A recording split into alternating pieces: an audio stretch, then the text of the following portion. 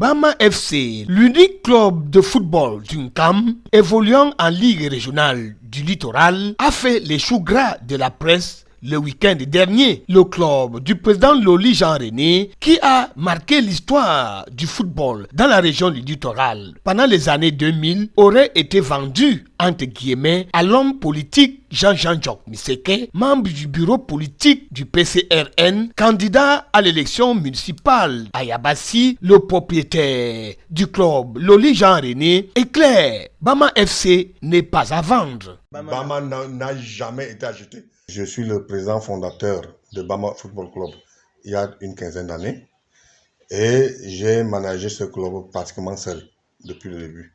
Aujourd'hui, je suis confronté à des difficultés matérielles, financières et même de santé. Vous savez que mon bras séculier, qui était mon épouse, est mort il y a quelque temps.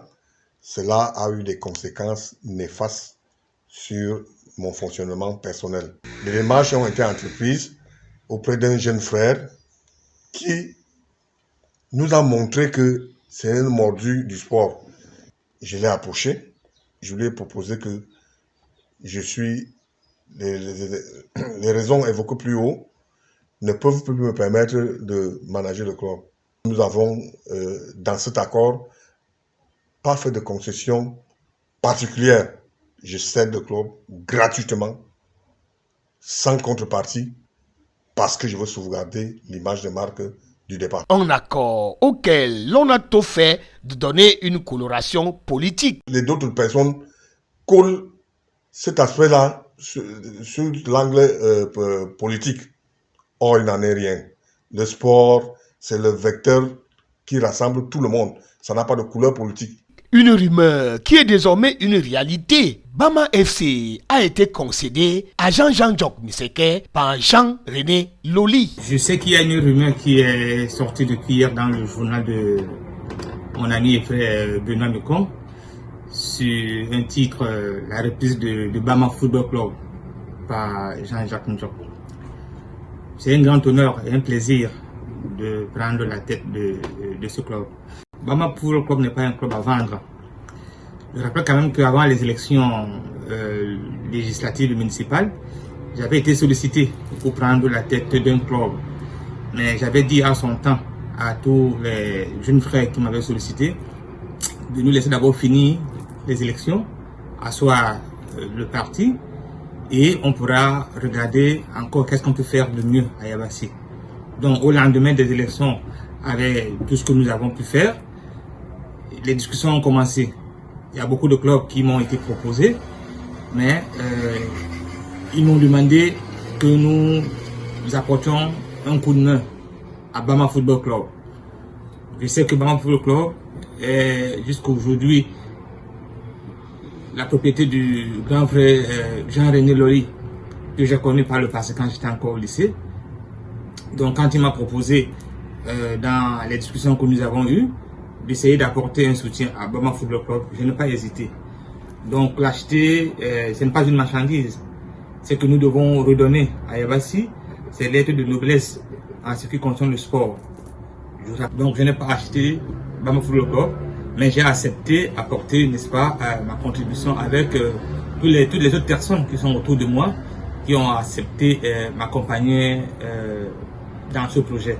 Et les nouveaux dirigeants ont déjà des objectifs à atteindre, parmi lesquels la restructuration du club et son accession à la Ligue 2. L'objectif de Bama, qui est en Ligue régionale, c'est de retrouver très rapidement la deuxième division nationale.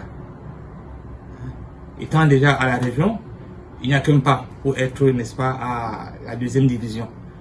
Donc les objectifs que nous allons fixer, n'est-ce pas, à l'encadrement technique, c'est de ramener Bama Football Club en deuxième division et aussi faire en sorte que tous les matchs de Bama Football Club puissent se jouer à Yabassi. Il n'est pas normal que les matchs de Bama se jouent à Douala. Même en son temps, les joueurs de Dieppe étant à Douala, le président Massoua et toute son équipe faisaient jouer les matchs de Dieppe à Yabassi. Donc il n'y a pas de raison que Bama Football Club puisse jouer ces matchs à Douala. Donc les deux principaux objectifs qui seront assignés à la fois à la direction qui sera mise en place et aussi à l'encadrement technique. C'est de nous proposer les conditions nécessaires pour que le match se joue à Yabassi pour l'équipe dirigeante. De deux, l'encadrement technique doit nous proposer aussi une feuille de route technique afin que les joueurs puissent avoir, n'est-ce pas, tout l'encadrement nécessaire pour monter en deuxième division. Et je pense que cela fera à nouveau, même pas pour moi. J'ai toujours dit que quand je viens à Yabassi, ce n'est pas beaucoup plus pour ma petite personne, mais c'est pour que je puisse contribuer avec les autres frères et sœurs du camp, et de Yabassi en particulier, à redonner, n'est-ce pas, les lettres de noblesse de ce département. Une concession qui est en quoi l'homme politique Jean-Jean Jok-Miseke, une volonté et un appel des populations. Prendre l'équipe Bama, comme je l'ai dit tantôt, c'était une demande de la population. C'est la population qui est venue me voir, me demandant de donner un coup de main au football, au mouvement sportif. Peut-être ils ont vu la réussite de la JJCOP qu'on a organisée et que nous été le Covid-19, on devait en train de passer la deuxième saison de la JJCOP parce que nous voulons instituer ce mouvement au sein d'une camp pour pouvoir permettre aux jeunes qui sont là pendant les vacances de pouvoir s'occuper autrement que de faire des travaux champêtres qui sont aussi importants pour, n'est-ce pas, pour la survie de la communauté. Donc, ce sont ces jeunes femmes, ces jeunes hommes qui m'ont sollicité et qui m'ont demandé de venir. Donc, je n'ai que fait qu'accéder, n'est-ce pas, à la demande de ces jeunes. Et comme j'ai dit, la condition pour que moi j'accède à toutes ces responsabilités, c'est qu'il faut que je puisse avoir une équipe derrière. Et comme ils ont accepté, assuré, n'est-ce pas, le suivi permanent, voilà pourquoi est-ce que j'ai toujours pris la peine de prendre ce risque d'être devant. Affaire à suivre. Lutte contre le coronavirus dans la localité de Bodiman, la riposte contre la pandémie se poursuit grâce au professeur Pierre Moukokombonjo. Le ministre a offert gracieusement aux populations du matériel constitué de seaux à robinet, de 500 masques pour barrer la route au Covid-19 ainsi que du savon et des denrées alimentaires. C'est un plaisir pour nous parce que tout le village est sorti. Tout le village est sorti au cri du professeur Pierre Moukokombonjo qui a pensé à son village et qui s'est investi pour soutenir l'activité, l'action du gouvernement pour la lutte contre la Covid-19. Les populations de Bodiman sont désormais, plus que par le passé, parées pour faire face à la pandémie. Les responsables des 6 pôles de riposte, constitués des différents pôles de concentration des populations, ont reçu le dit matériel des membres du comité d'organisation de l'événement. Masques au poing, mains propres, sourire aux lèvres, les Bodimanais n'ont pas tari de joie et de remerciements à l'endroit de leur élite et frère, le professeur Pierre Moukokombonjo.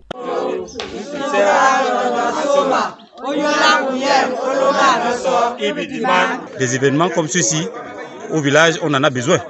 Parfois, on a l'impression que nous sommes oubliés, mais c'est une preuve que nous avons des gens qui pensent à nous. Donc, nous sommes très heureux et nous ne pouvons que dire merci, merci, merci au professeur Pierre Moukokombonjo. Nous sommes très contents pour le don que notre frère Moukokombonjo nous a envoyé. Parce que dans chaque village, on a les élites.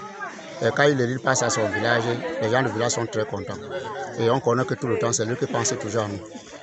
Même comme il est loin là-bas, toute l'Amérique est ici, il pense à celui, c'est que nous sommes là. Donc c'est pour cela qu'on dit merci beaucoup, merci beaucoup. Je suis fière de ce que notre grand frère, notre père nous a fait parce qu'il a pensé à son village pour la lutte contre le Covid-19. Le matériel qu'il nous a donné, ça va nous aider à combattre cette maladie. Bodiman est fier de ce qu'il a fait. Ça prouve que d'ici loin qu'il est, il pense à son village. Et nous disons merci beaucoup. Un matériel qui va désormais changer radicalement les habitudes des riverains en attendant la période de décrue et de sécheresse totale du coronavirus.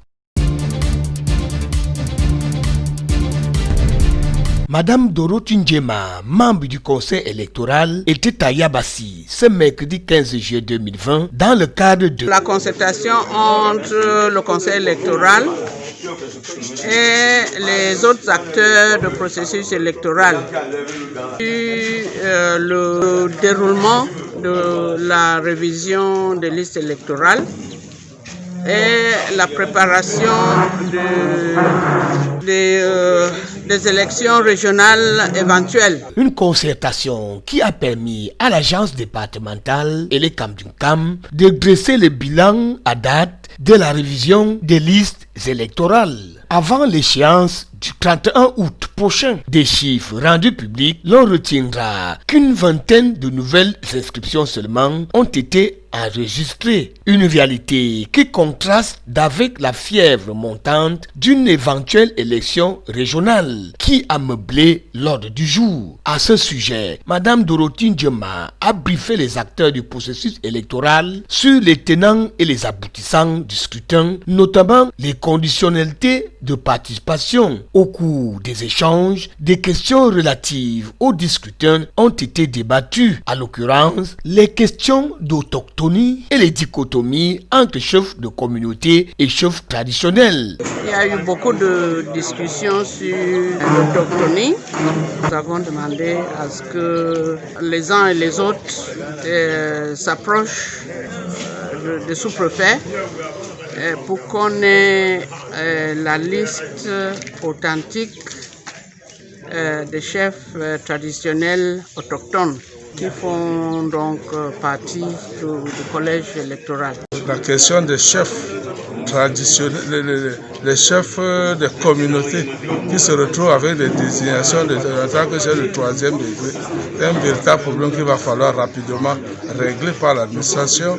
Un de d'autres problèmes est celui des limites territoriales, parce que l'ONCAM se retrouve à être bousculé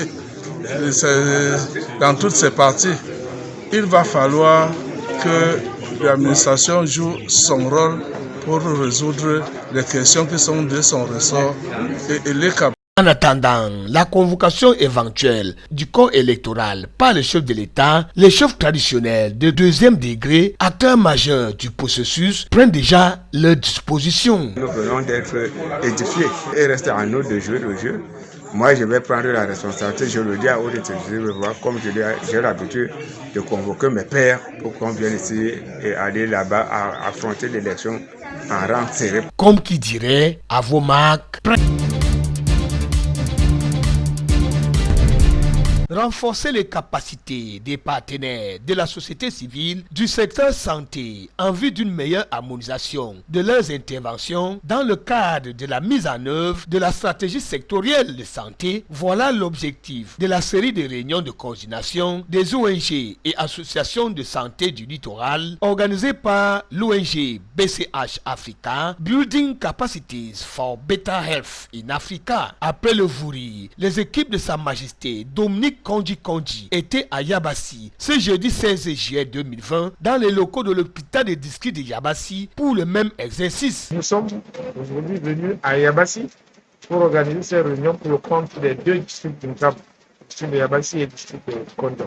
L'objet de la réunion, c'était justement déjà de briefer les participants sur ce secteur partenariat, la stratégie partenariale du ministère de la Santé publique, la stratégie sectorielle de santé, qui est cette stratégie qui est mise en œuvre à l'heure actuelle. Les responsables d'associations et comités de santé venus de Yabassi et Nkondjok ont eu droit à plusieurs exposés aux allures des séminaires sur l'essence et le rôle des associations d'interface, entre autres, et une présentation du chef de district de santé de Yabassi sur la pandémie du Covid-19 et sa situation épidémiologique dans l'ONCAM. Un point d'ordre a également été mis sur les stratégies de communication dans le cadre de la riposte contre le Covid-19. Nous avons expliqué aux participants le processus processus de changement de comportement. Qu'est-ce qu'il faut faire pour que la population change de comportement? Parce que le défi actuel de la réponse au Covid, c'est la communication. Il faudrait bien qu'au niveau de chaque district de santé, il y ait un plan de communication bien rédigé et bien mis en œuvre avec toutes les parties prenantes là-dedans. Après des moments d'échange enrichissants, les participants expriment leur satisfaction et fierté vis-à-vis de l'initiative. Je suis tellement fier, n'est-ce pas, de cette initiative parce que à la fin de cette formation, de cette réunion de coordination, nous avons été édifiés. Nous sommes tellement imprégnés, n'est-ce pas, de la chose de la santé communautaire. Nous avons été suffisamment outillés pour pouvoir rentrer dans nos communautés et pouvoir maintenant édifier nos communautés, les enseigner, les amener, n'est-ce pas, à prendre ce que c'est que la santé communautaire. Reste à présent à espérer de voir la plus-value de ces formations dans le quotidien de nos aires de santé communautaires.